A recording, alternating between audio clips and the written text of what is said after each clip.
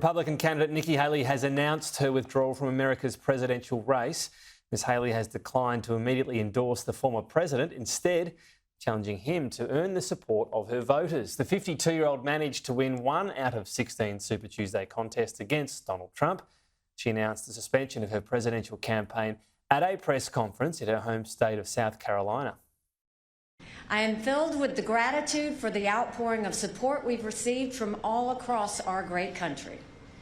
But the time has now come to suspend my campaign. I said I wanted Americans to have their voices heard. I have done that.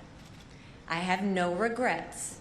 And although I will no longer be a candidate, I will not stop using my voice for the things I believe in. Her decision to withdraw has all but secured the presidential rematch between President Joe Biden and former President Donald Trump. Mr Trump responded on social media saying Nikki Haley got trounced last night in record-setting fashion. Much of her money came from radical left Democrats, as did many of her voters, almost 50% according to the polls.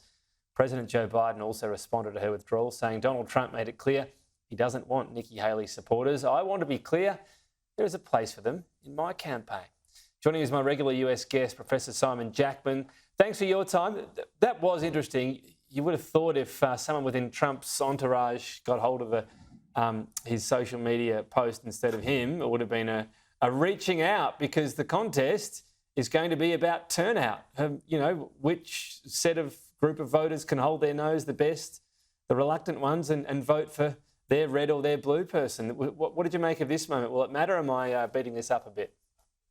No, I don't think you are, Tom. I think the results show, although the top line is right, Trump trounces Haley nationwide. If you look more closely at the results, you can see some real pockets of concern for Donald Trump, where the contours of the 2020 general election constituency are pretty clear inside the Republican primary results.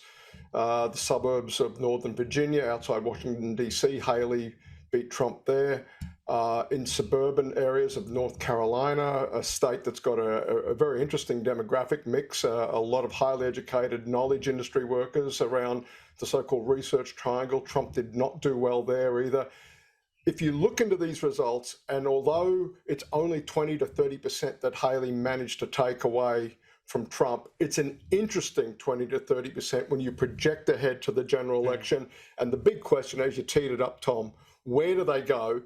Does Haley endorse Trump at some later stage in the campaign, or does Trump keep making noises that drives these voters into the arms of a very welcoming Joe Biden? Well, it's just not in his nature to roll out the welcome mat, is it, to have that conciliatory tone? We'll see if it comes. And then the question gets to, OK, when we look at the percentages of support for Nikki Haley, how much of them are disgruntled Republicans? How driven are they to not actually turn out for Donald Trump? How much of the vote might be the Democrats crossing the divide? And then where will it actually amount to? What about the states that matter? I mean, this election is going to come down to about 6 states again. So yeah, what do we make of the turnout there compared to some of the states we've looked at so far? Yeah, it's a great point. There's a lot of data in American politics, and one of the data points a lot of us are looking at today is how Trump underperformed how he did in the polls. So there's a lot of people willing to tell a pollster, yes, I'm going to vote in the Republican primary, I'm going to vote for Donald Trump.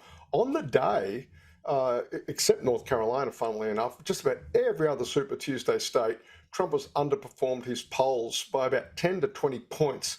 And again, signs that although he's running away with the nomination, projecting ahead to general election implications, is there enough there to get Trump over the line and to win these swing states? The other thing about one swing state in particular, Tom, Michigan, keep an eye on RFK Jr., who may get on the ballot in Michigan. Michigan, of course, on the Democratic side, a state that had a huge number of people voting uncommitted, signaling a protest about where the Biden administration is, in particular with its Gaza policy, and does that, again, I'm thinking of the spoiler candidacy of Nader in 2000 that effectively took the presidency away from Al Gore and gave it to George Bush. And remembering America is first past the post, not a preferential system. Yeah.